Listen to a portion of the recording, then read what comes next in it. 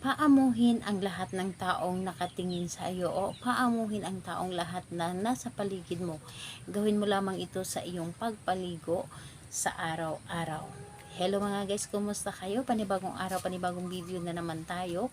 And sa araw na ito ay isa na namang video ang aking tuturo sa inyo na simpleng gabay o simpleng pamamaraan na makakatulong sa atin. At bago ang lahat, gusto ko lang mag-disclaimer sa mga taong hindi naniniwala at hindi gusto ang mga kagaya nitong video. Please skip this video and maghanap kayo ng videos na gustong gusto nyo, dahil ang video na ito ay para lamang ito sa mga taong naniniwala and gusto mag-try.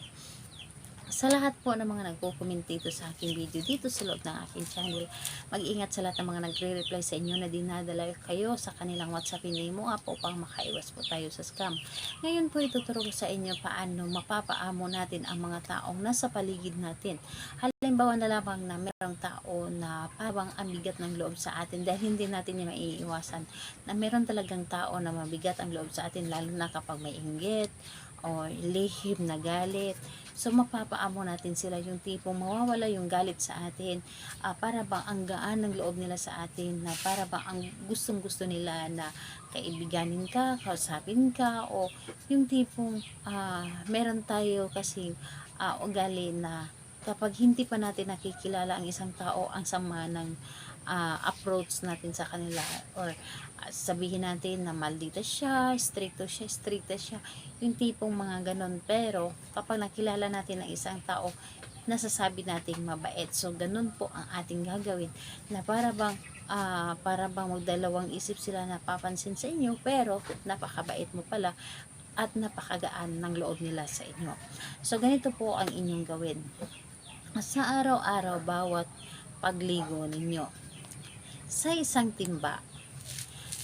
timba or isang balding tubig na pampaligo po ninyo, yung balding pampaligo po ninyo, yung tubig na yon, ito po ay inyong dadasalan ninyo ito ng isang Ama Namin, isang Aba Ginoong Maria, at isang sumasampalataya. At kung hindi ninyo ito alam ang dasal na ito, pwede ninyong hanapin sa Google. Mag-Google po kayo. So mag-Google kayo, doon ninyo mahahanap ang isang Ama Namin, isang Aba Ginoong Maria, at isang sumasampalataya.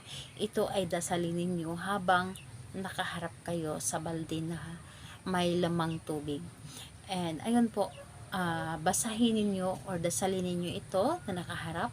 At pagkatapos mong dasalin yung isang Ama Namin, isang Aba Ginoong Maria, at isang sumasampalataya, pagkatapos nun, humiling kayo. Sa pamamaraan ng pampaligong tubig na ito, ikaw ay magsilbi na daan para ang taong nasa paligid ko ay lahat sila ay magiging mabait sa akin, lahat sila ay magiging maamo sa akin, lahat sila ay magiging magaan ang loob sa akin at magiging close ko. Yung tipong sasabihin mo lahat ang gusto mo. So kapag nasabi mo na ito lahat, hipan mo ng 3 beses ang balde or ang tubig na nasa loob ng balde na iyong pampaligo. Hipan mo ito ng pakros. So 3 beses mo itong hipan at i-claim mo talaga sa iyong sarili na ito ay gagana. Kailangan na hindi lamang ito basta-basta gawin, kundi nanggagaling mismo sa ating puso kung gaano natin kagusto na lahat ng tao na nasa paligid natin ay magiging mabait sa atin. So ayun po, pagkatapos nun ay maligo ka na, i-claim mo sa iyong sarili na ito nang dahil sa tubig ay magiging mabait sila. Pwede mo itong gawin araw-araw. And ayun po,